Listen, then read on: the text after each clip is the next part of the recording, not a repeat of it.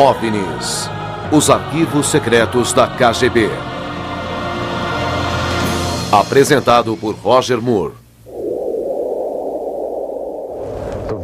A vastidão nesta área é incrível, mesmo para aqueles acostumados com grandes espaços como os americanos. Enormes áreas ao leste da Rússia continuam inabitadas, exatamente igual à sua origem. Afastado e longe da civilização, algo estranho aconteceu aqui, há aproximadamente um século atrás. Em 1908, no centro do deserto da Sibéria, um objeto desconhecido caiu do céu e explodiu no alto das montanhas. Esse fato deu origem a grandes mistérios. Os cientistas ainda não são capazes de explicá-lo. Houve outros casos de fenômenos ufológicos conhecidos. Mas foi o de Roswell, Novo México, que mudou o pensamento das autoridades sobre OVNIs. As pesquisas nas montanhas deram muito trabalho aos cientistas da antiga União Soviética. Eu diria que as pesquisas mais sérias foram fornecidas por Stalin nos anos 40, quando descobriu sobre Roswell. E a partir de então, a KGB e o Exército começaram a investigar separadamente os OVNIs. A KGB, pelo que sabemos, nunca os examinou. Estas imagens foram obtidas por ufologistas russos e tornaram-se públicas antes do fim da União Soviética, através do ministro de Defesa soviético. Estas imagens foram gravadas da cabine de um jato, prestes a interceptar dois alvos desconhecidos. Aqui, vemos nitidamente dois alvos voando bem devagar. Certamente não se assemelham a aviões da aeronáutica ou comerciais, e nem outra aeronave que conhecemos. Esses contatos visuais com esses objetos jamais tiveram nenhuma identificação oficial.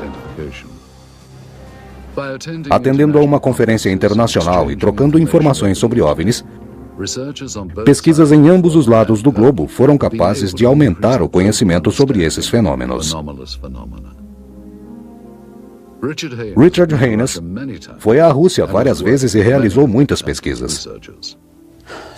Logo após a reforma econômica russa, resultado do comunismo, aproximadamente em 1990, eu pensei: eu acho que é a hora certa de começarmos a abrir as portas para o leste europeu e para o povo do Ocidente, pois eles têm muitas informações que nós não sabemos, assim como temos dados que eles desconhecem. Comecei a me corresponder com amigos e formamos a Federação de Fenômenos Aéreo Russo-Americana. E agora, a nossa função é trocar informações. Esta cena foi filmada de um MiG-25 Foxbat, arquivo cedido pelo governo soviético, mas conhecido como M-16 Falcon americano 200 metros à frente. O que acontece depois é que um novo objeto aparece atrás das nuvens e não é identificado. O OVNI simplesmente desce, desaparecendo entre as nuvens. Vemos aqui o avião americano, na mesma altitude que a câmera. Em seguida, o objeto que aparece atrás do M-16 surge por trás da aeronave, fazendo a mesma trajetória. Como todas as evidências observadas sobre OVNIs são controversas, pesquisadores se esforçam para esclarecer esses fatos relacionando-os à sua verdadeira origem. E quanto mais espetacular a notícia, mais profunda é a verificação. Fui oficial da inteligência do Exército por mais de 30 anos. Meu filho faz parte da Força Aérea Russa. Com certeza, em muitas ocasiões, a Força Aérea e a Marinha interceptaram naves que pensávamos que fossem de outros países, mas não eram aviões como os que conhecemos e não pertenciam a nenhuma nação da Terra. Não é mais novidade o fato de termos OVNIs voando sobre nós. Muitas autoridades já têm estas informações. Elas são respostas para muitas coisas. No entanto, estas respostas são omitidas. Os soviéticos e americanos possuem pistas do que são esses objetos. Eu sei que é muito difícil segui-los, mas eles chegam bem próximo de nós, até 4 metros de distância. Mas os aviões que possuímos são incapazes de alcançá-los. Observe esses aviões. Aqui temos a visão de uma câmera instalada na cabine do piloto, desta vez de um M-21. É um ponto estratégico para visualizar o outro avião em alta velocidade. O que vemos é um objeto cilíndrico voador. E quando o avião se aproxima, o OVNI acelera numa velocidade incrível e desaparece. Vejamos novamente. Ali está o objeto cilíndrico com a mesma velocidade, quando de repente ele desaparece. Para alcançar essa aceleração, o piloto demoraria pelo menos de 8 a 10 segundos. Muitas experiências foram realizadas para identificar o objetivo filmado. Neste caso, a interceptação ocorre sem violência. Há várias aparições de objetos cilíndricos que estão sendo investigados. Eles têm uma aceleração impressionante. O tamanho desse aí é aproximadamente 2 vezes maior do que o M-21. A tecnologia que nós e os americanos possuímos não nos permite atingir tal velocidade. Essas imagens são incríveis. Sei que os russos têm as mesmas dificuldades que nós. Sua artilharia é tão boa quanto a nossa, mas ambos somos incapazes de interceptar OVNIs. Sua tecnologia é superior. Por isso ficamos em desvantagem. No começo dos anos 90, ocorreu um trágico acidente, no qual 21 aviões com pilotos de várias nacionalidades se apresentavam em território russo. Tudo correu bem até o momento em que um dos aviões perdeu o contato com a torre local e com outras aeronaves. Ninguém sabia o que estava acontecendo, mas era uma fatalidade. Este é o momento exato da colisão, seguida de um barulho ensurdecedor.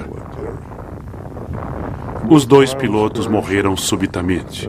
O que deixou as autoridades intrigadas é que se tratava de oficiais experientes, mas somente após uma investigação minuciosa descobriram que a causa não foi acidental, mas que foram atingidos por um objeto desconhecido. Os Estados Unidos interceptaram uma transmissão de rádio a qual copiamos. Aparentemente, pilotos russos estavam com M-21 e M-23 e interceptaram algo não identificado. Tudo que sei é que não era um avião e jamais relataram o número de vezes que o exército soviético interceptou OVNIs. Uma das histórias mais incríveis que encontramos foi contada pela primeira vez no livro OVNIs na antiga União Soviética, do russo Veniamin Gogorian Vereshchagin. Perito em invasões extraterrestres, após muitas investigações, sua maior descoberta ocorreu nos anos 60. Существует свидетельство тому, что осенью 1968 года Existem evidências em um relatório feito em 1968 sobre fenômenos ufológicos.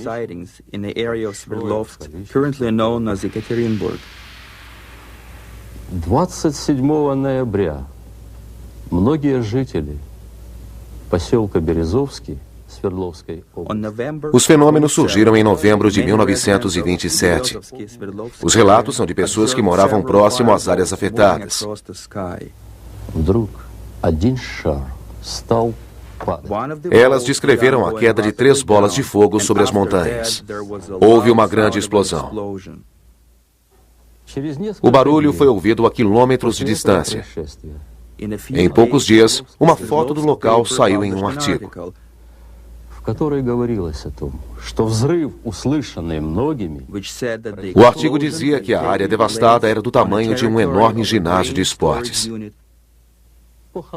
Segundo as informações dos pesquisadores,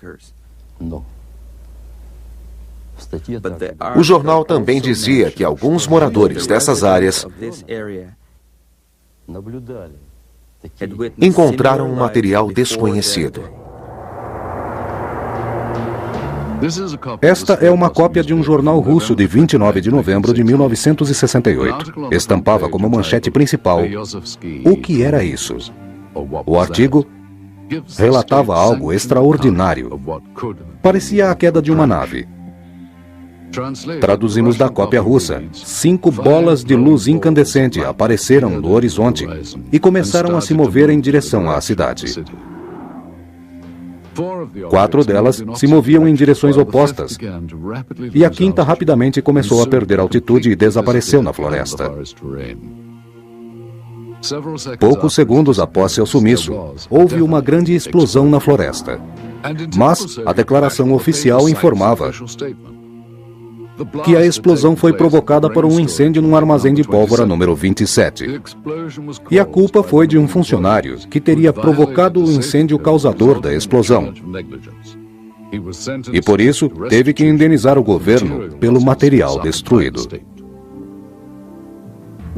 Em seu livro, Benjamin Vereshchagin fala da existência de vários rolos de filmes sobre esse assunto. Para esclarecer melhor o assunto, Vereshchagin nos levou ao mercado negro, onde conseguimos estes materiais.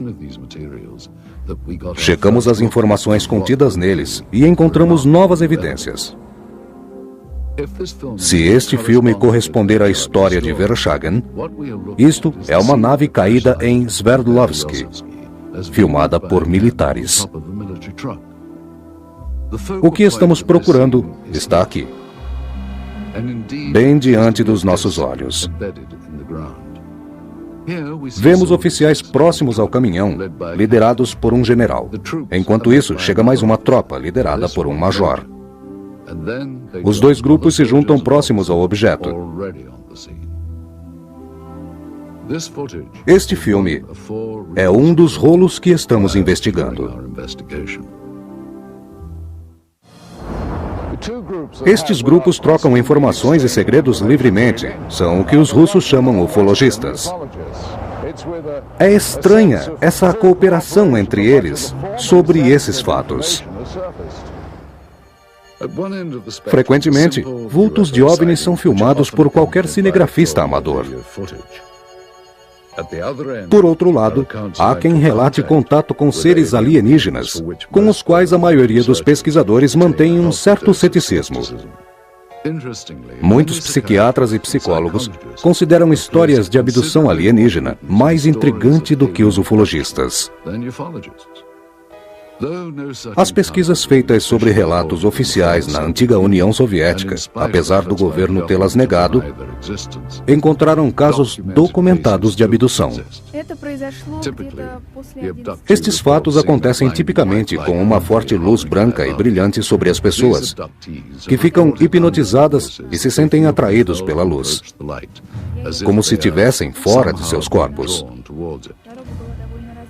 Outras veem uma porta gigante sendo aberta em sua frente, de onde luzes fortes saem e são impulsionadas a atravessá-la.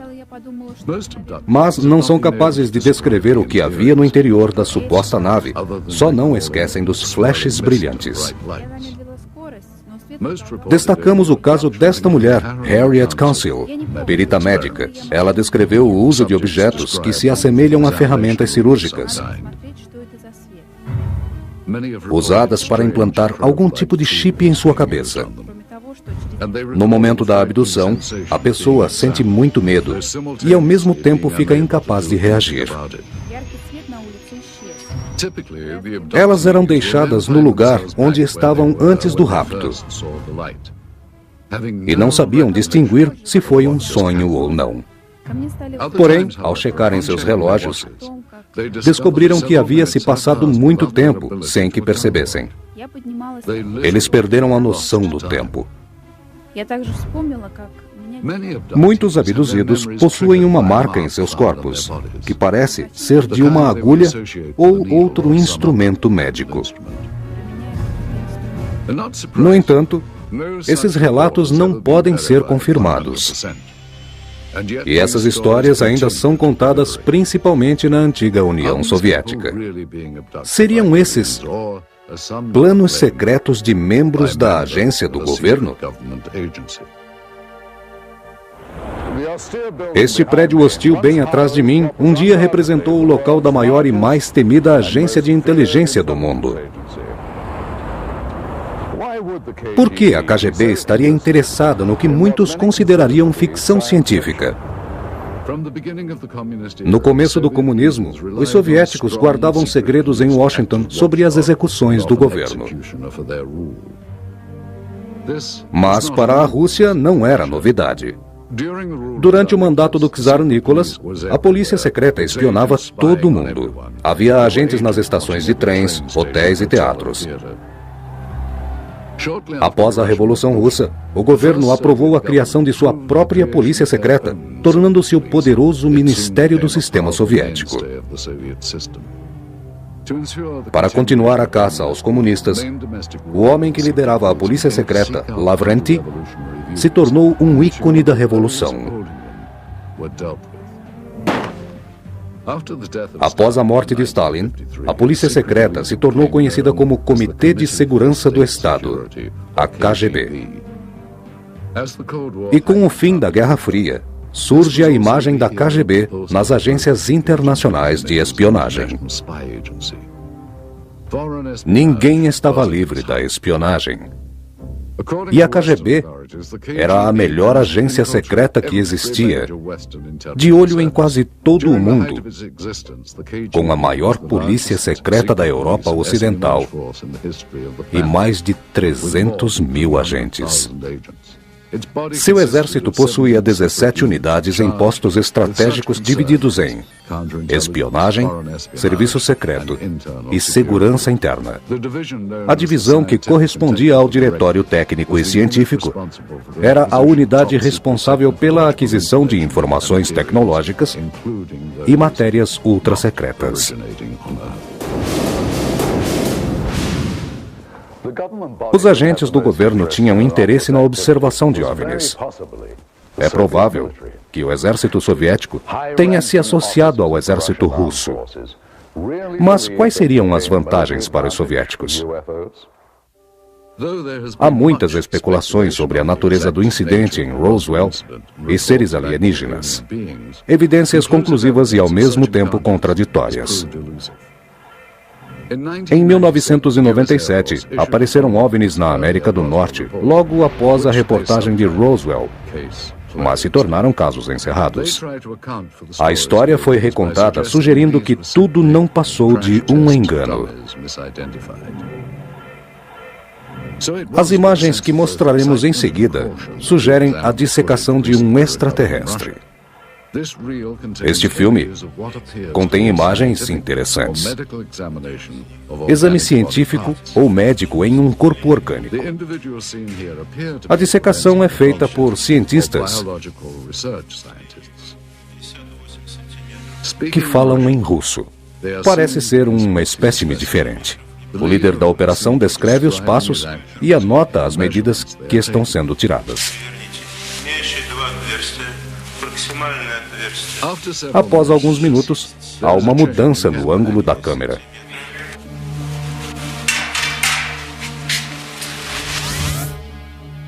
Agora vemos o espécime por outro ângulo.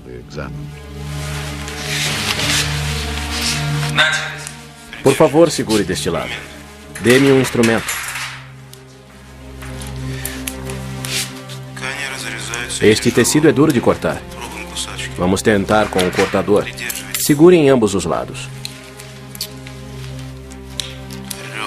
Estou tentando cortar a costela. Faca. São usadas diversas ferramentas para dissecar o espécime. Tem uma coisa branca saindo. Este tecido é muito consistente.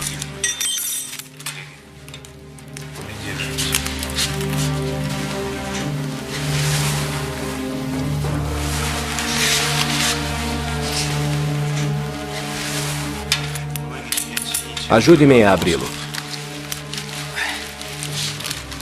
Instrumentos. Não, fósseis. O cientista descreve as partes que são removidas tentando desvendá-las.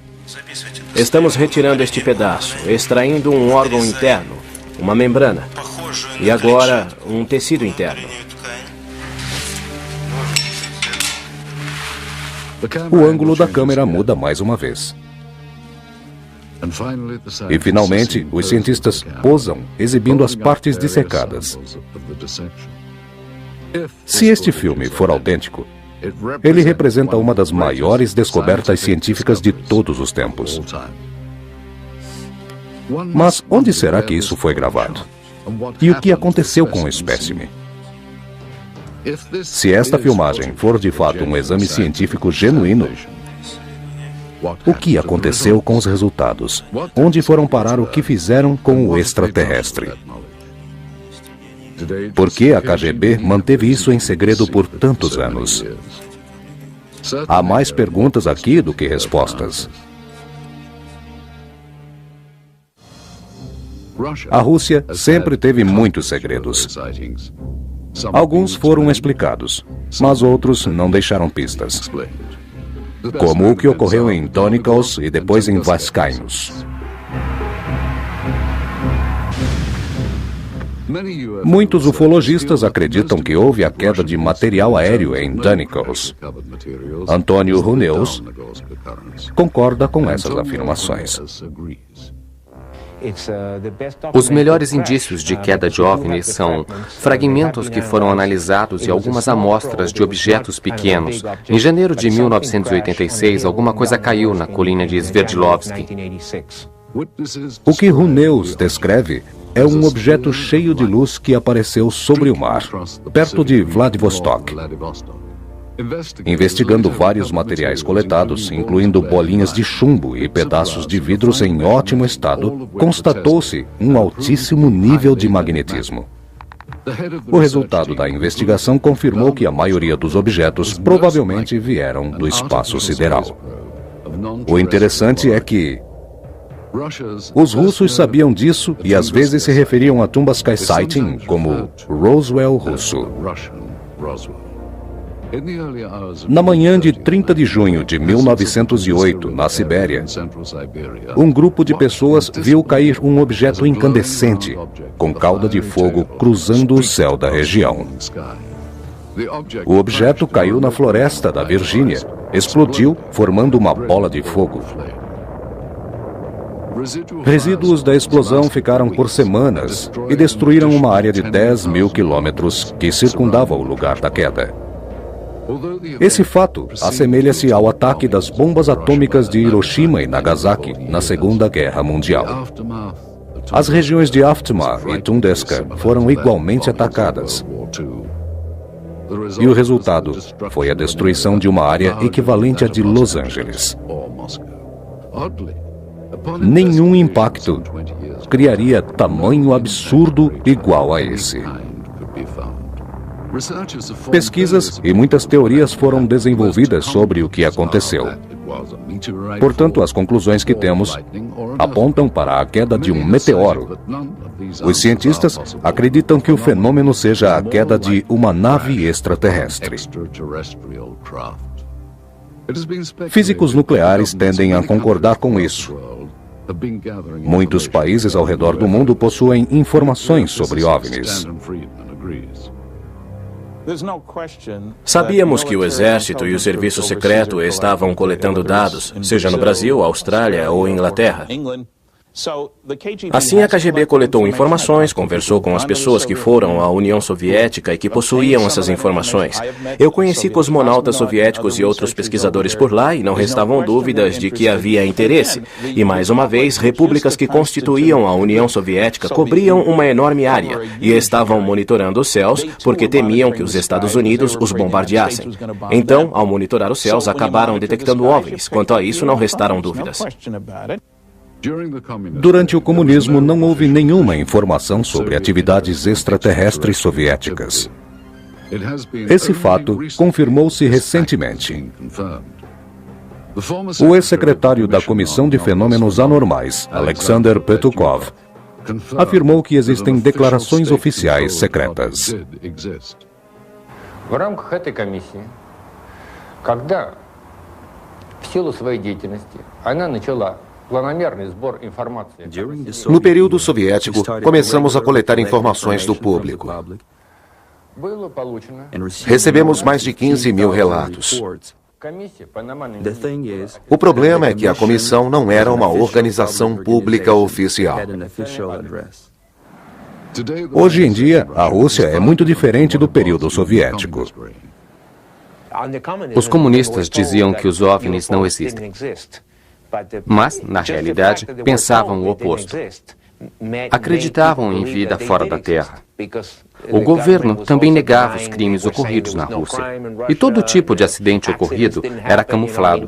Para o governo, era melhor que as pessoas não tomassem conhecimento da verdade.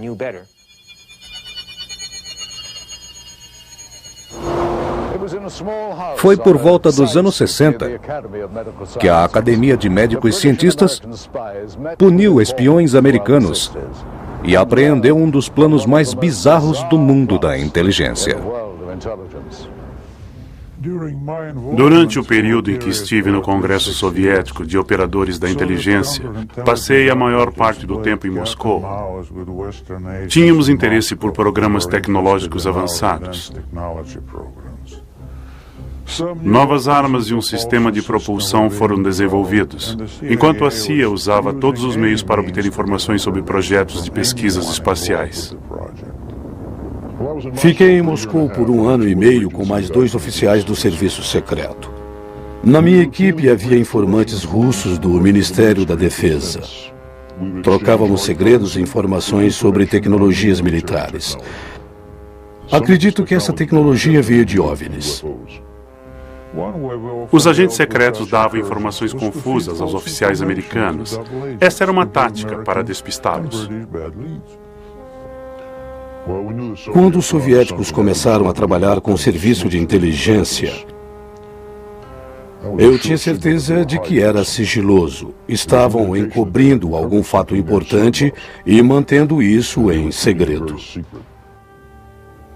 O cientista Richard F. Haynes acredita que os soviéticos possuem boas razões para se interessarem por OVNIs. Eu acredito que o exército soviético sempre teve muito interesse em fenômenos ufológicos. Durante muitos e muitos anos, ele monitorou esses fenômenos através de controle de tráfego aéreo, posição de radares, pilotos militares e também por outros relatos. O governo não conseguia encontrar uma razão consistente para tais fenômenos e, por essa razão, eles testavam e espionavam o que se movimentava no espaço. Se você for ao exército, você verá o quanto isso é levado a sério. Este filme foi produzido pelo exército russo. Nele, aparece um objeto que permanece no chão. Oficiais e agentes civis aparecem examinando e colhendo informações. Este é um dos filmes que encontramos na Rússia. Após examiná-lo, descobrimos que o objeto foi filmado por 2 câmeras. Uma estava num caminhão com um cinegrafista e a outra apoiada num tripé. Quando os soldados passam, o cinegrafista vira-se, seguindo a tropa. Agora a visão da câmera do tripé. Observe um cinegrafista em cima do caminhão. As 2 câmeras mudam de ângulo várias vezes durante as gravações, sob ordem dos superiores. Enquanto isso, mais uma tropa chega ao local. Veniamin descreveu o caso. Весной же 1969 года Na primavera de 1969, perto de Sverdlovsk, fazendeiros encontraram objetos estranhos na floresta e levaram as informações às autoridades locais. Depararam-se com militares, os quais providenciaram assistência nas investigações.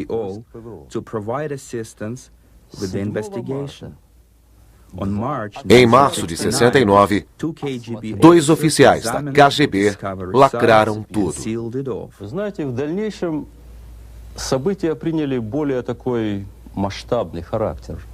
По просьбе КГБ A KGB pediu para o exército da União Soviética que trouxesse o resultado das investigações.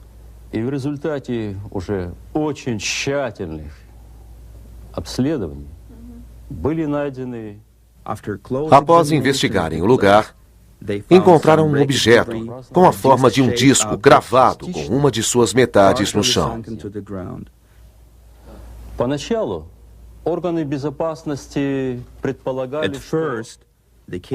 A KGB achou que aquilo viesse de aviões americanos espiões ou de naves soviéticas. George Filer, um major aposentado da Força Aérea Americana, não se surpreendeu com o interesse dos russos nesse assunto. Não acreditávamos que os soviéticos pagariam pelas informações sobre OVNIs, mas o que eles queriam não era a nossa tecnologia espacial, e sim descobrir mais sobre OVNIs. Esse homem provavelmente é um agente da KGB. Ele orienta o cinegrafista mostrando os destroços do objeto. Com quase 366 metros de negativos que o objeto veio parar aqui. Com as informações do livro de Vereshchagin e as do filme, fizemos esta animação que ilustra como ocorreu o momento da queda. Mas de onde esse objeto veio? E como ele acabou caindo aqui? E o mais importante, o que aconteceu com os seus tripulantes? Atualmente, muitos itens que nunca foram acessíveis aos russos agora estão disponíveis em lojas. Para alguns, isso é sinal de prosperidade. E para outros, não passa de ganância. Mas não é o que pensam os soviéticos. Para eles, tudo está à venda na Rússia, incluindo os segredos de Estado e seus espiões. Tenho certeza que isso aconteceu. Me lembro que entre 1991 e 1992 houve muitos comentários sobre os arquivos da KGB. É bem possível que alguns desses arquivos, de alguma forma, tenham sido vendidos para grandes líderes. O que sabemos sobre a Rússia? Um dia foi República da União Soviética. Rompida em 1992, a antiga União Soviética era o maior país do mundo, estendendo-se do leste europeu até a Ásia. A antiga União Soviética tinha controle direto sobre o leste europeu, como a Romênia, Bulgária, Hungria, Tchecoslováquia, Polônia e o leste alemão. Por anos, esses países estiveram sob a hegemonia da cortina de ferro. Durante décadas, o poder militar influenciou o mundo inteiro. O evento singular mais importante que ocorreu na Rússia foi a Revolução de 1917. Os bolcheviques mudaram o país de uma monarquia absoluta para um Estado comunista. No final dos anos 20, Joseph Stalin modelou o regime soviético, iniciando uma grande campanha de terror político contra seus inimigos. Na Segunda Guerra Mundial, a antiga União Soviética lutou contra o Ocidente, e nos anos seguintes o mundo viveu um período de tensão que ficou conhecido como Guerra Fria. Esse novo período intensificou-se em agosto de 1949, quando a União Soviética explodiu sua primeira bomba atômica. As forças do Ocidente contra a União Soviética, incluindo os Estados Unidos, tornaram-se a maior ameaça do mundo. Em 1957, após competir com o Ocidente, a Rússia, liderada por Nikita Khrushchev, saiu vitoriosa. Surge então a Era Espacial. Depois da primeira missão no espaço, os soviéticos demonstraram um grande interesse sobre a existência de vida extraterrestre em nossa galáxia. Apesar da vitória na corrida espacial, o país estava passando por muitas dificuldades e os soviéticos precisavam de melhores condições de vida. Nos anos 80, as ordens do presidente Mikhail Gorbachev fizeram com que a Glasnost e a Perestroika representassem um período de reforma humanista. A maior transformação na história da Rússia aconteceu em 1991. Após 17 anos do fim da Guerra Soviética, a antiga União Soviética foi dissolvida, dando maior liberdade às pessoas. Poucos cidadãos desejavam o retorno do comunismo. Muitos temiam que o novo governo russo se apossasse de seus bens. Mas, com as mudanças, outros problemas surgiram. Em uma pesquisa, foi perguntado aos cidadãos sobre quem controla a Rússia nos dias de hoje. O resultado foi que 23% responderam que é a máfia.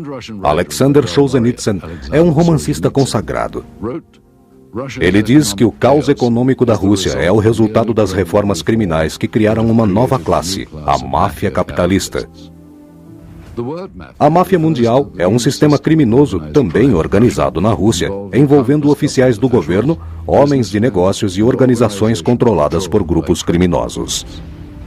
Resistir a atentados de extorsão resultou em violência, sequestro, assassinatos, ataques a membros de família, perseguições por oficiais corruptos do governo. Está tudo documentado. No começo da Rússia independente, muitos banqueiros foram assassinados e sequestrados pela máfia. O crime organizado estava tomando conta do sistema financeiro do país. Eliminando muita gente de forma bruta, a máfia russa ocupava uma posição muito poderosa. O que o futuro guarda para a República Russa é incerto. A única certeza é que na próxima eleição da Rússia, no ano 2000, quem tiver dinheiro e muitos negócios, sem sombra de dúvida será bem representado pelo crime organizado, a mafiocracia. É como tem sido denominado o sistema de governo do novo milênio.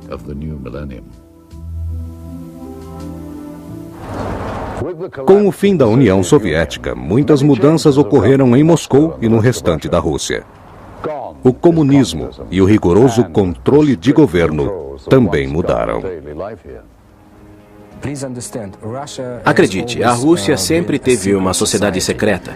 Só recentemente foi descoberto que a polícia especial guardava registros sobre fenômenos ufológicos. Alguns deles foram liberados recentemente. Desses registros, nem todos foram exibidos.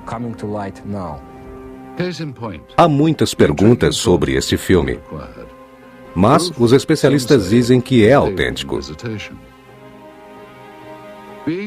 Seria um material sensacionalista? E qual a sua origem? Conseguimos poucas informações no mercado negro, em especial sobre quem o fez. Materiais como este eram guardados com absoluto sigilo, sob o conhecimento de poucos agentes e um altíssimo nível de segurança. E qual o melhor lugar para escondê-los? Talvez em algum subsolo. E só eram assistidos por figuras selecionadas que sabiam de sua existência. Após o colapso do sistema soviético, houve um período de transição marcado por confusões.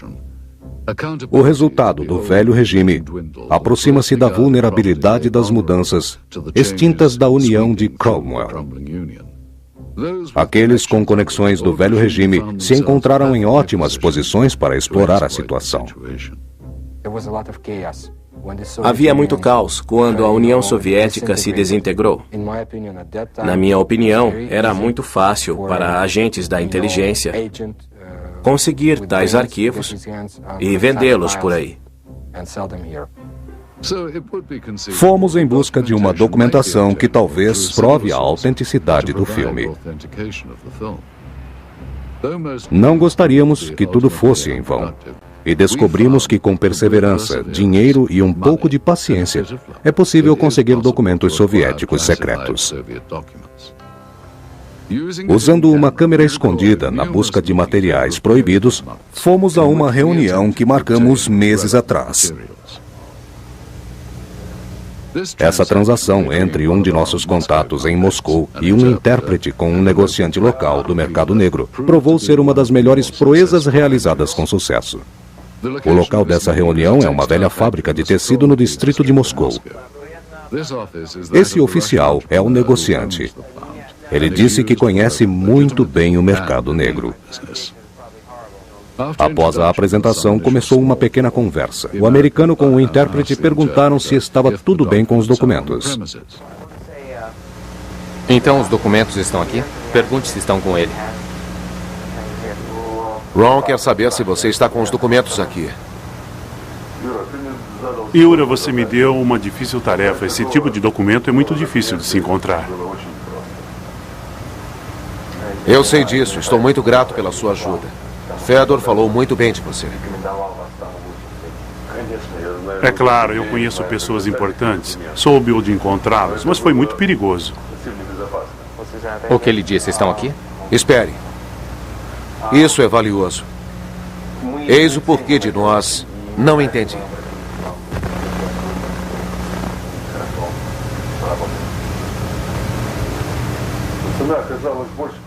O negociante diz que teve muita dificuldade em encontrar os documentos e que o preço subiu. Ele disse que é impossível conseguir mais dinheiro. Sim, 10 mil é uma boa quantia, mas precisa entender que não foi fácil conseguir esses documentos. Mas só temos os 10 mil. Pensei que tivéssemos negociado 10 mil. Então eu não sei. Pensei que tínhamos combinado 10 mil. Esse foi o valor inicial que discutimos. Sim, está certo, nós combinamos, mas foi extremamente difícil obter esses documentos. Você precisa entender. Eu entendo completamente, mas aqui estão os 10 mil. Não podemos conseguir mais que isso.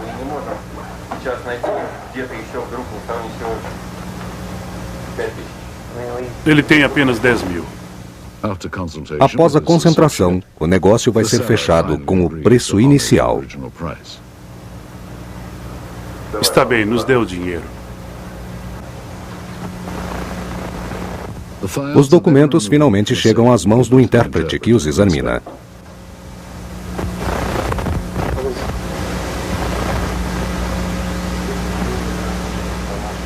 O que acha? São da KGB? Bem, parecem autênticos. Este é um relatório financeiro interno e o outro é sobre um incidente em Sverdlovsk. Eles parecem ser autênticos? O que ele está dizendo? Quer se certificar de que os documentos são autênticos? Mas é claro que são da KGB. Depois de inspecionar os documentos e de muita conversa, a transação está completa. Tudo bem. Nós vamos pagar ao senhor. O dinheiro troca de mãos, e o que outrora fora propriedade do Estado, agora se tornou mais uma evidência para ufólogos e pesquisadores.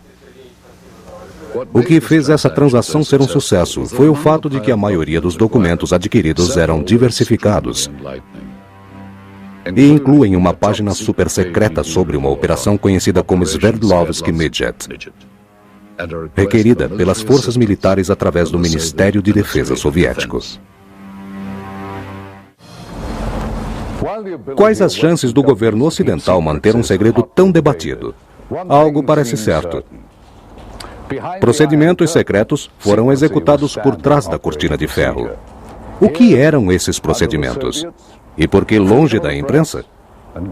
Por que o governo não os mantinha em segredo? Muitos acreditam que o governo americano tem mais do que mero interesse na presença de extraterrestres antes mesmo do século XX. A notícia dos discos voadores existentes em Roswell, Novo México, no final dos anos 40, foi o foco de investigações do Departamento de Defesa dos Estados Unidos e do Serviço Secreto, numa investigação sobre OVNIs, documentada detalhadamente. O antigo projeto Clindon, antes de encerrar o caso Roswell, foi a público pelo governo, que demonstrava interesse em OVNIs. Uma organização que aparentemente estudou OVNIs desde a Guerra Fria é a Agência Central de Inteligência. A CIA teve todo o cuidado com a aquisição de qualquer informação soviética que estivesse ligada à tecnologia e contatos alienígenas. Quem pode confirmar essa alegação é este homem.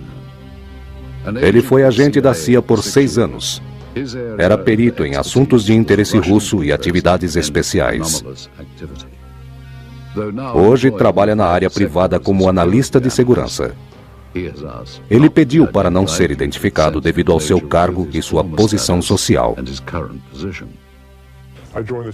Juntei-me à CIA em 1989. Estava na faculdade e minha missão era monitorar atividades dentro da divisão de ciências especiais da KGB.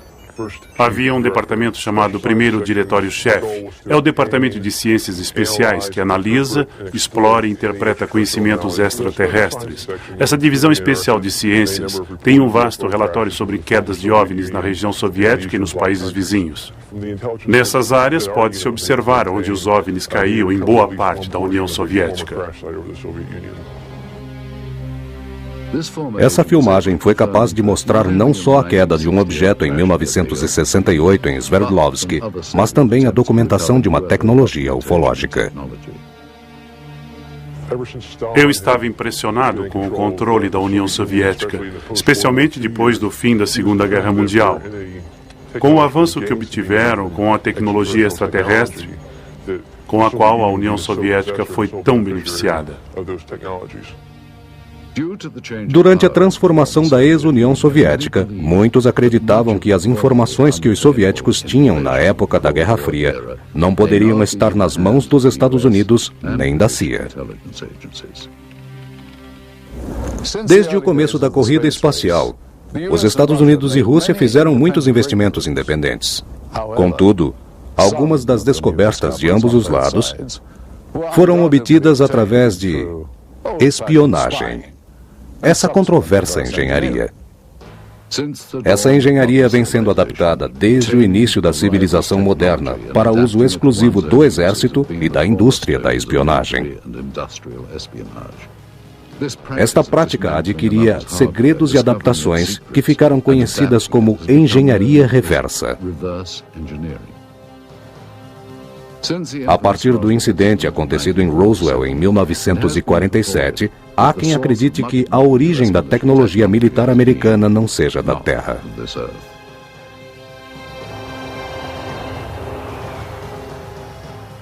Essa tecnologia dos destroços encontrados em Roswell foi totalmente copiada. É incrível quando você olha para o contorno dessas máquinas, como a tecnologia e os desenhos copiados são de aeronaves em forma de discos. Nós acreditamos seriamente que ela seja o designer de Roswell, o santo grau da era espacial de design tecnológico.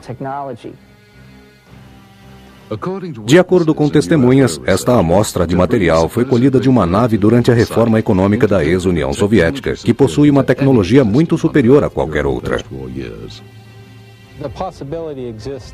Temos informações de que por volta dos anos 40, os alemães também desenvolviam essa tecnologia. Nós desenvolvíamos o que chamávamos de novos eventos e conceitos, na época da engenharia de foguetes, o que para nós era novidade. Esse tipo de exibição com fumaça bem no alto colocava os russos para baixo, fazendo-os pensar que éramos melhores do que eles. As informações de ambos os países eram mantidas em segredo. Eu gostaria de destacar que os acontecimentos em Roswell poderiam ter ocorrido em outro lugar. Nos progressos do telescópio Hubble feitos por engenheiros, há rumores de que foram beneficiados por engenharia reversa alienígena. Além de Roswell, há outro lugar para considerar que se trata de engenharia alienígena. Militarmente facilitado e localizado no deserto, ele é conhecido como Área 51. Uma teoria diz que a Área 51 é o centro da engenharia alienígena. Seriam os Estados Unidos os únicos a possuir um segredo em relação ao desenvolvimento de novas tecnologias? Ou o exército soviético, com sua organização secreta, conseguiu tecnologia com naves alienígenas que foram encontradas na Rússia? Os russos têm sua própria versão para a Área 51, localizada em algum lugar inabitado desse país imenso.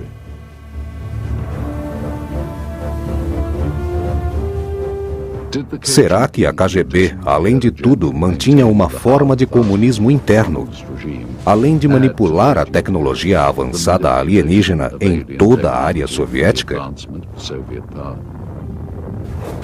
Mais tarde, com todos os documentos sobre OVNIs que foram encontrados na ex-União Soviética, nenhum deles foi reconhecido publicamente pela KGB. A engenharia reversa tornou-se uma prática comum ao redor do mundo, no exército e nas indústrias. Porém, há ou não uma forma de se obter tecnologias alienígenas? Se de fato os russos conseguiram um veículo alienígena como alegam essas imagens, seriam capazes de se beneficiar com essa tecnologia?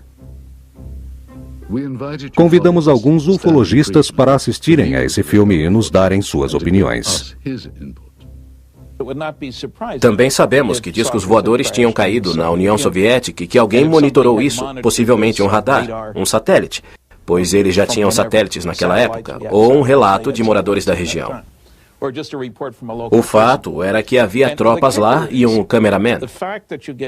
Provavelmente aquilo fosse um disco voador. Mas tínhamos que tomar cuidado com nossas conclusões antecipadas. Acredito que esse filme seja válido como uma investigação. As imagens são autênticas. Existem vários especialistas usando uniformes que estão adequados para a época. Só precisamos saber se este filme foi produzido na União Soviética.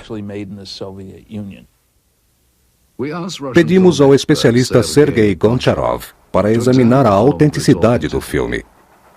Ele começou explicando sobre a lata dos filmes. Este é o nome da fábrica e do local da fabricação do filme e a cidade em que foi feito.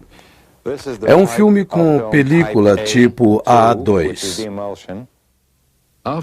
Após Sergei examinar as latas, constatou que eram autênticas quanto à época e ao período em que originalmente apareceram. O próximo passo é descobrir se o filme possui marcas. Bem no início, vemos a palavra Nachawa, que em russo quer dizer início ou começo. Agora, outra informação com esses dois itens. M-A-R-T, Mart, que significa o mês de março. 1969, letra G, para o ano. Então, o ano é 1969 e o mês é março. Aqui há duas outras informações que diz Pionka número 267. Pionka em russo significa película ou filme, podendo denotar um rolo de filme, um lote, e esse, claro, é o número. A próxima imagem que vemos contém outra informação que representa uma palavra super secreta, o logotipo da KGB e arquivos da KGB. Finalmente, Sergei Goncharov compara as marcas no filme com as que foram impressas na lata. Como você pode notar aqui no fim do negativo, existem estas inscrições em russo que tornam o filme seguro. Elas correspondem às informações contidas na lata. Mostramos a fita ao pesquisador russo Paul Stonehill. As cores do filme, o uniforme dos soldados, são autênticos. Seria muito difícil fazer um filme que transmitisse a sensação de ter sido feito nos anos 60. Assisti a muitos filmes dos anos 60 e este aqui tem quase a mesma qualidade. Não é um filme da década de 80 ou 90. O oficial da KGB que está procurando alguma coisa não parece fingir. Eu acredito que isso não foi feito de propósito para enganar as pessoas. Pesquisador e ufologista Antônio Huneus também nos deu sua opinião. O que eu diria é que, visualmente, é bem impressionante. A primeira coisa que me chamou a atenção foi a qualidade. São imagens bem nítidas. Também poderia ser uma fraude. Era só contratar alguns atores. É claro que poderia ser até mesmo um tipo de informação que a KGB tornou pública sobre ufologia. Com qual propósito? Eu não saberia dizer. Pode ter sido um filme de treinamento ou alguma coisa parecida. É claro que se essa informação, de alguma forma, chegou à América, nós nunca, em nenhum momento, sequer ouvimos falar sobre ela. É muito intrigante. Finalmente, enquanto o Sr. Huneus investigava a fundo o filme, ficou impressionado com ele. Eu não tenho nenhum elemento para fazer esse julgamento, de forma alguma. Eu diria que, se o filme for real, esta é a melhor filmagem sobre a queda de um OVNI ou uma nave alienígena feita até hoje. Para apreciarmos as diferenças, respeitando as ciências não convencionais que estudam OVNIs, é importante entendermos a diferença cultural entre a Rússia e o Ocidente. Por séculos, a cultura russa limitava sua religião em misticismo e superstição. Nos tempos dos czares, não era incomum ter líderes místicos não oficiais. O mais famoso deles foi o padre e místico Grigori Rasputin, durante o reinado do czar Nicolas. Mesmo com a expressão religiosa suprimida, a partir daí, em muitos lugares da Rússia, mais uma vez, a confusão se tornou parte da vida diária. Os russos sempre tiveram uma mente aberta a assuntos paranormais, tais como ciências não convencionais, estudos de OVNIs. Durante a época soviética, quem acreditava em OVNIs era alvo de críticas até por oficiais soviéticos. O autor russo Yuri Alexander Fomin declara que passou por essas experiências. Fui convidado para uma reunião e me pediram para dar uma palestra sobre OVNIs aos empregados do Instituto de Pesquisa Científica Sobrenatural. Concordei, e depois da palestra, o coordenador-chefe da reunião sugeriu que todos os presentes ficassem em pé e submetessem minhas explicações a críticas. Mas isso não aconteceu. Todas as pessoas que assistiram minha palestra disseram: "Isso é bem interessante, merece mais atenção e deve ser investigado." E então, o comitê da reunião disse: "Você está aqui para expressar seu consentimento com as reações oficiais nessa palestra. E, ao invés disso, está tentando fazer disso um fato verdadeiro." Quando os comunistas se interessaram por OVNIs, já havia muita gente envolvida nisso. Dizem que os alienígenas já estiveram aqui há séculos, se não há milhares de anos. Ao contrário dos americanos, muitos cidadãos russos estão mais suscetíveis ao sobrenatural. Muitas pessoas foram vítimas de tabloides como os americanos. Contudo, muitas informações foram coletadas e as pessoas leram em revistas secretas e ouviram boatos. Elas acreditam em explicações sobre extraterrestres. Entretanto, ao longo da história dos OVNIs, os russos são mais cínicos que os americanos na sua aproximação com a verdade. Simplesmente porque tudo é uma mentira. Tanto os americanos como os russos acreditam que foram enganados pelo governo sobre muitas coisas, incluindo pesquisas sobre extraterrestres. Quando os russos pesquisaram sobre o oficial aposentado da Marinha Soviética Vladimir Azhazra, os relatórios oficiais sobre OVNIs pedidos pelo governo soviético não foram entregues por falta de cooperação.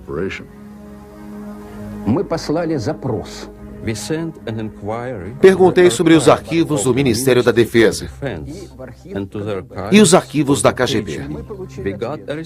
A resposta foi que nem os arquivos da KGB, nem os do Ministério da Defesa consideravam tais incidentes. Se o governo esconde alguma coisa dos cidadãos russos e americanos, não é sem razão. Os russos conviveram mais de 17 anos com grupos comunistas. Para os americanos, houve um grande estudo que durou mais de 40 anos.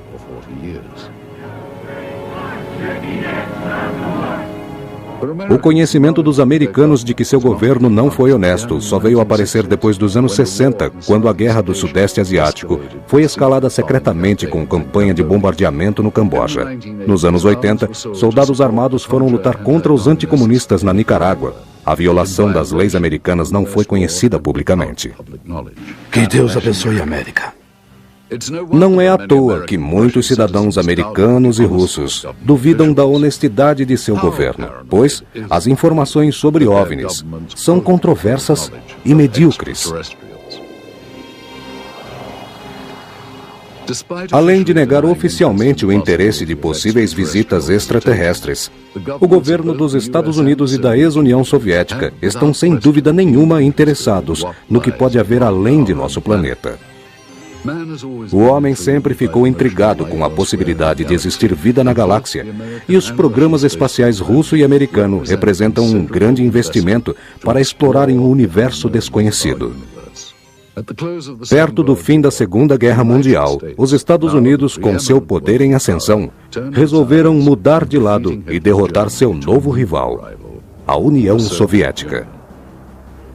Quando os russos detonaram sua única bomba atômica, os Estados Unidos perceberam que tinham um inimigo poderoso e bem armado.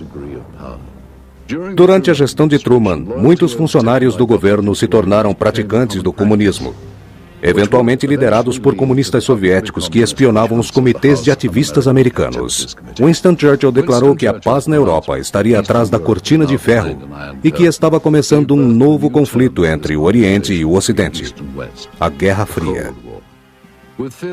Com medo da dominação dos Estados Unidos, o crescimento comunista tomou forma de estranhas invasões de outros planetas. As invasões soviéticas por seres de outros planetas eram o medo que os soviéticos tinham de serem invadidos pelos Estados Unidos. A quantos quilômetros de distância estariam seguros de um ataque? Os americanos fizeram muitos filmes de ficção científica onde o homem lutava contra essa terrível ameaça. Os jatos começaram a sobrevoar uma grande área. A próxima fronteira a ser conquistada eram as estrelas. Isso tornou-se uma competição mundial entre soviéticos e americanos e entre quem os dominasse primeiro. Era o início da corrida espacial. Para cumprir as exigências dessa tecnologia, a NASA, a Aeronáutica Nacional e a Administração Espacial, foi fundada em 1958. A corrida espacial quase terminou com a derrota dos Estados Unidos com a nave russa Sputnik. Os Estados Unidos se surpreenderam com a União Soviética indo tão longe nessa corrida e não tardaram para irem atrás. Quando o cosmonauta Yuri Gagarin deu sua histórica volta ao redor da Terra em 1961, sendo o primeiro homem a ir ao espaço. Os Estados Unidos perceberam que só venceriam os soviéticos se mandassem um homem à Lua. E esse sonho foi realizado por um campeão apaixonado. Foi o presidente John Kennedy que prometeu colocar um homem na Lua até o fim da década, levando a corrida espacial para uma outra dimensão. Foi Neil Armstrong, historicamente o primeiro homem a pisar na Lua em 29 de julho de 1969, realizando o grande sonho americano. Nos anos seguintes, os foguetes de combate da NASA se tornaram os mais modernos do mundo, mesmo antes da confusão do comunismo. Uma nova unidade foi desenvolvida em conjunto com a Rússia e com os Estados Unidos. Esse caminho fez surgir uma nova cooperação que acabou culminando na união das tripulações russas e americanas numa estação espacial. A maioria dos astronautas, como o Dr. Michael Fox, fizeram um ótimo trabalho em equipe com os russos no espaço. Agora, os demônios da Guerra Fria estavam em silêncio. Mas o primeiro ser humano a ir ao espaço era soviético. Seriam os russos os primeiros a descobrirem que não estávamos sozinhos? Este filme, que parece ter sido feito com patologistas, que dessecam algo que não parece ser de forma humana, exige uma análise mais minuciosa. Mais uma vez, pedimos ajuda a Stanton. Eu não sei o que era aquilo. Eu diria que se houvesse uma investigação mais profunda, eu poderia levantar uma hipótese, um diagnóstico mais detalhado. Perguntamos ao especialista Sergei Goncharov se ele acredita que as características desse filme são compatíveis com o período em que possivelmente foi filmado.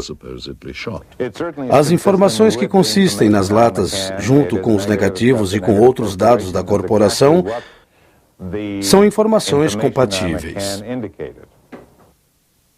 Sergei explica o significado desse flash em conjunto.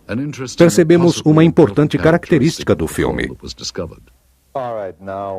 O flash que vemos aqui é, na verdade, um pedaço do filme que aparece quando o botão da câmera é acionado para revelar.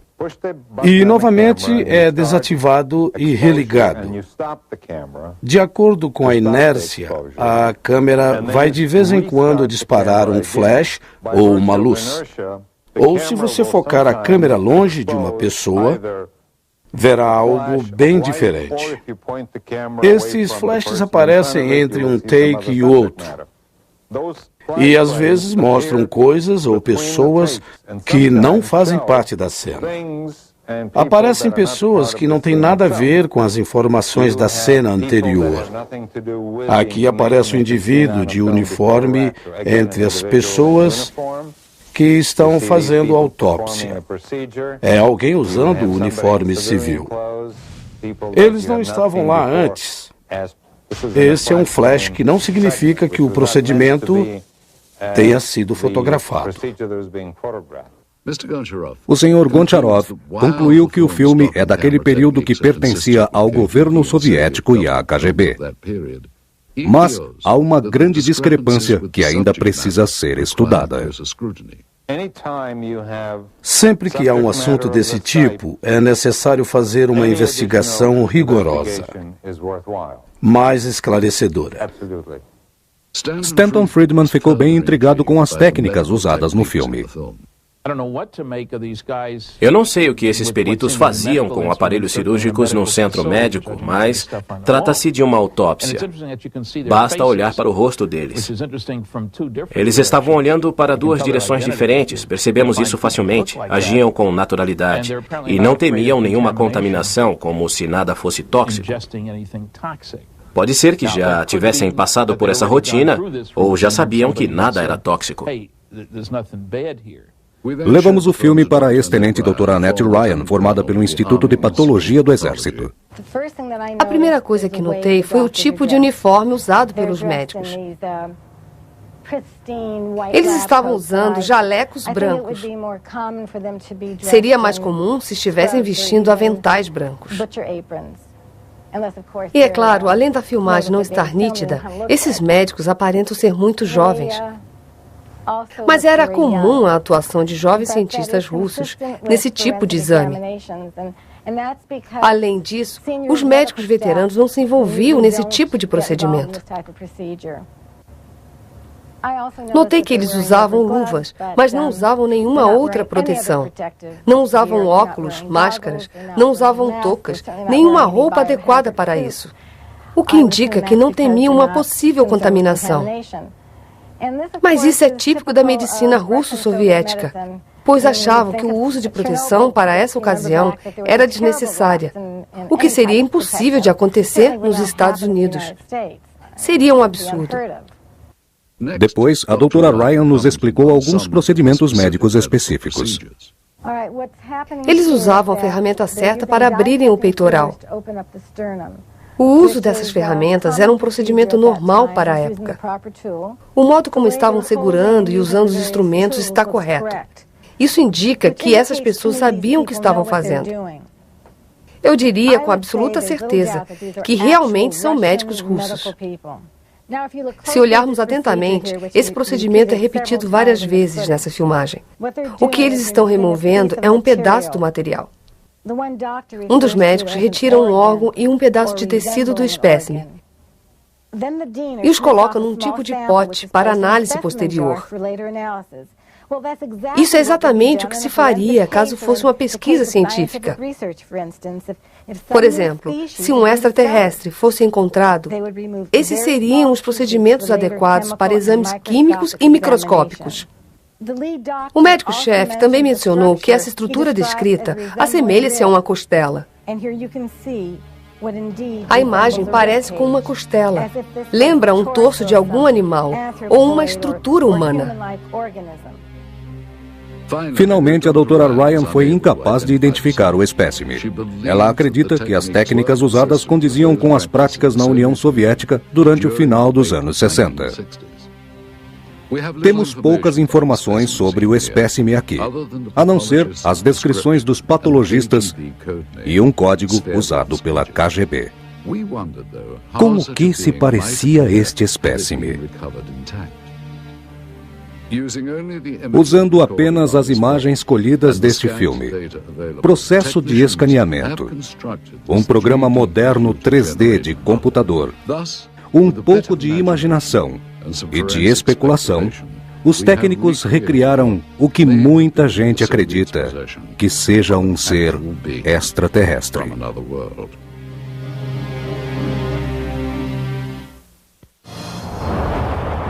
Informações colhidas de fontes da inteligência nos levam a acreditar que os soviéticos estavam tramando alguma coisa, não aqui, mas em outros planetas.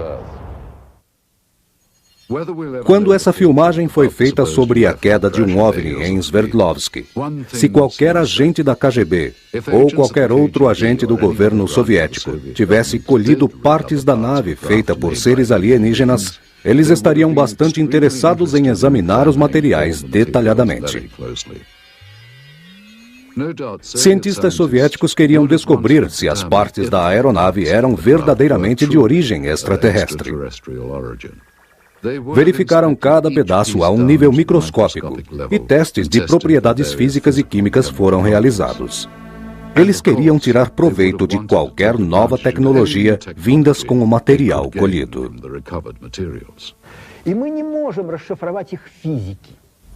Somos incapazes de resolver este enigma físico.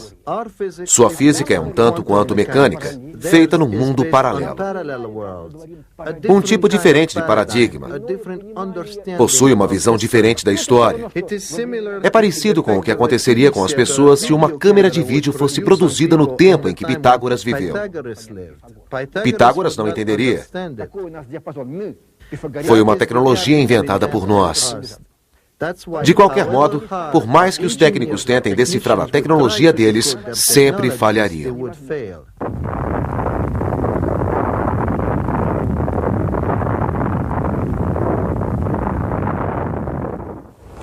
Retornando ao Ocidente, não que o exército considere OVNIs um assunto sério, mas os soviéticos estão interessados em Roswell.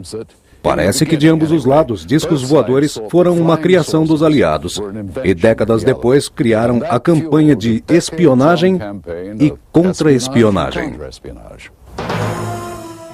Muitos acreditam que as agências de inteligência dos Estados Unidos, a CIA, a NASA e o Exército não possuem informações sobre extraterrestres.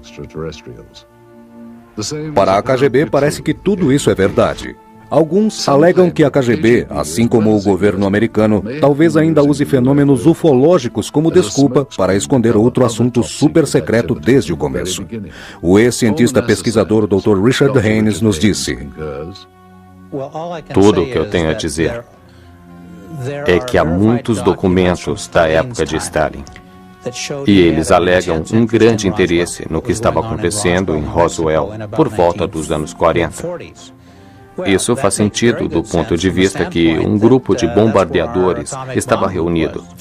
Na verdade, 4 ou 5 grupos que atacaram Hiroshima e Nagasaki ao mesmo tempo. Eram pilotos treinados.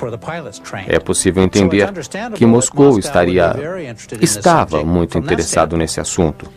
Se OVNIs fossem capturados, eles os usariam em ambos os lados. Então, era conveniente para o governo russo, quero dizer, para os soviéticos, continuar a charada que é o centro dessa informação. Existem muitas teorias e informações sobre OVNIs. Porém, pesquisadores acreditam que o governo dava mais atenção aos prováveis ufologistas que se dedicaram como forma de dar credibilidade às pesquisas ufológicas.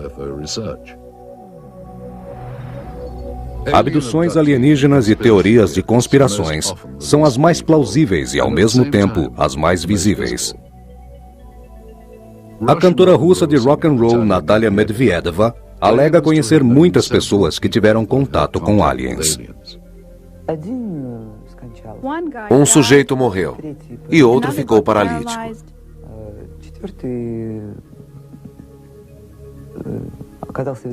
Alguém ficou assim e nunca mais se recuperou. Sergei Borisovich Proskuryakov é um pesquisador russo que estuda fenômenos anormais e construções de pirâmides. Sua crença é bastante incomum. Quando deixei Minsk, um agente da KGB veio me ver. Filmaram todos os documentos que eu tinha. Eu não havia como escapar. Acredito que acabou num arquivo da KGB. Tenho informações que Miles Churchill tinha interesse, assim como a KGB, a CIA ou a estrutura presidencial dos Estados Unidos. São indivíduos como esses envolvidos, ou alguns que acreditam que arquivos secretos foram cuidadosamente destruídos.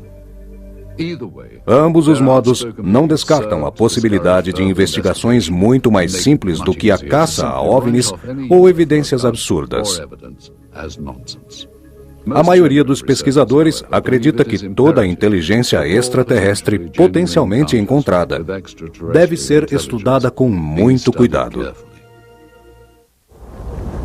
Se algo alienígena fosse capturado, seria trazido para as muitas páginas confidenciais do Exército, onde operações supersecretas estão escondidas desde a Segunda Guerra Mundial.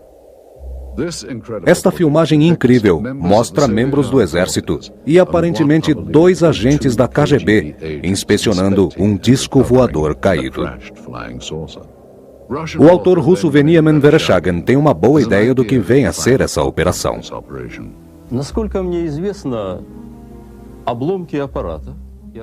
Pelo que eu sei, as partes técnicas e orgânicas foram trazidas de Mitish. Uma amostra desse aparato foi analisada e depois levada de volta para os engenheiros. Eu soube que a parte orgânica foi separada e depois levada para Moscou. O que aconteceu depois, eu realmente não sei. A história dele parece que de fato aconteceu. Algumas pessoas alegam estarem envolvidas nessa operação de 1969. Pavel Alexandro Klimchenkov, ex-operador da KGB, vive recluso numa pequena cidade no centro da Rússia. Ele relata sobre anotações encontradas em Bariovsky. Todos acreditaram, em primeira instância, que uma parte das peças da aeronave foi feita nos Estados Unidos e Inglaterra. Mas, observando o tamanho do material analisado, pode-se concluir que nenhum desses artefatos poderiam ser produzidos por nós. Pelo menos, não nas condições existentes nesse planeta.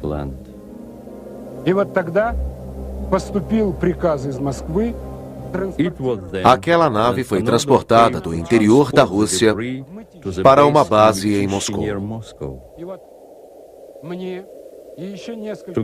Unindo todos os outros oficiais, eu era o único que deixava esses materiais seguros e a salvo dos outros na estação. Para provar a veracidade dessa evidência, levamos o filme para ser examinado por muitos peritos no assunto. Nós também examinamos os documentos e os comparamos com outras informações. Entre as informações, há esse relatório super secreto da KGB, referindo-se especialmente a operações Sverdlovsk Midget, onde descreve em detalhes uma operação secreta. Estes documentos se referem ao disco caído, às partes orgânicas e ao próprio filme. Havia também relatos junto ao Ministério de Defesa soviético pedindo ajuda à unidade militar número 67527. Olhamos atentamente os elementos dessas imagens como símbolos nos braços dos uniformes dos soldados. Eles consistem em símbolos usados tanto pela Companhia de Defesa quanto a Unidade Militar Soviética 67527. Eles estão usando vestimenta de inverno. Portanto, em seus casacos, os distintivos não aparecem muito. É que nos uniformes de inverno não é habitual o uso de identificações. Eles são membros de uma mesma unidade. Podemos ver isso pelas armas que são do tipo AK, muito avançadas para o exército russo, até mesmo para os dias de hoje. Esta é uma arma russa automática. Esta é claramente uma AK. Não há o que duvidar. No filme aparecem muitas armas russas.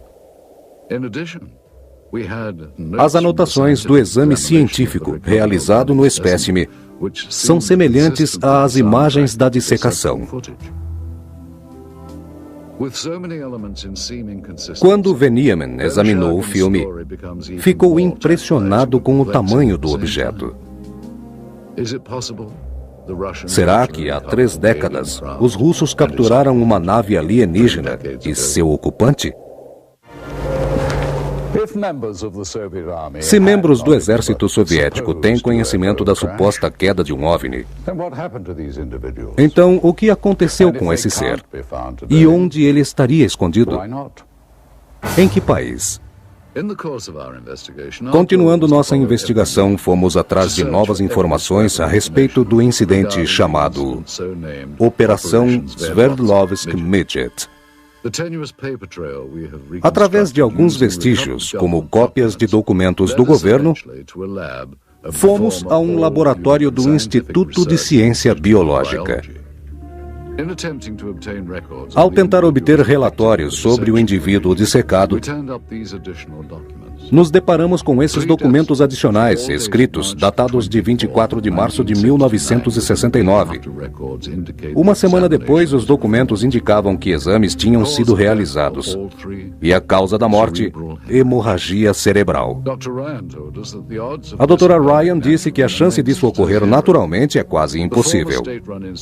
O Instituto de Formação é um centro privado, mais conhecido como Instituto Médico de Moscou. Mas a semelhança de lá com a do filme parece óbvia. Comparando as duas, temos essas pedras na mesa e o tipo distinto do chão. A diferença é que outrora, experimentos médicos se tornaram rotina de aula de anatomia, com experiência de todo tipo. Atualmente, operações secretas são abertas ao público. O que encontramos nos porões do edifício são recordações de uma fase difícil, uma época em que procedimentos assim não eram abertos para o público e esses assuntos não eram tão divulgados. Quais foram os experimentos soviéticos nas décadas passadas no Instituto de Ciência Biológica? A resposta para essa pergunta ainda está para ser descoberta. E muitas questões sobre essa filmagem e sobre a Operação Sverdlovsk-Midget continuam sem respostas. Qualquer descoberta extraordinária, tal como a filmagem dessa queda de disco voador ou como a dissecação de um ser supostamente alienígena, requer uma análise mais profunda. Parece incrível que tantos elementos dessa história tenham tantas origens. O que parece que nos foi contado originalmente por pesquisadores e por testemunhas estava em documentos recuperados e, é claro, no filme. Perguntamos, esta filmagem é autêntica? Se for, representa casos reais de visitas alienígenas? Ou, como foi sugerido, esta filmagem foi criada como parte da campanha de informações da Guerra Fria? Uma outra provável possibilidade é que essa filmagem fosse apenas um treinamento militar capturado pela câmera. Mais uma vez, se houvesse realmente a queda de um OVNI, onde estão os vestígios? E o que aconteceu com o corpo do ser alienígena? Com toda essa confusão que temos aqui, a grande questão parece ser qual o significado de tal descoberta tão profunda. E se saberemos algum dia a história completa. Esperamos que tenham gostado de visitar a Rússia conosco e que tenham boas lembranças dessa contínua fonte de intriga e controvérsia. Obrigado por se juntarem a mim. Sou Roger Moore, na Red Square.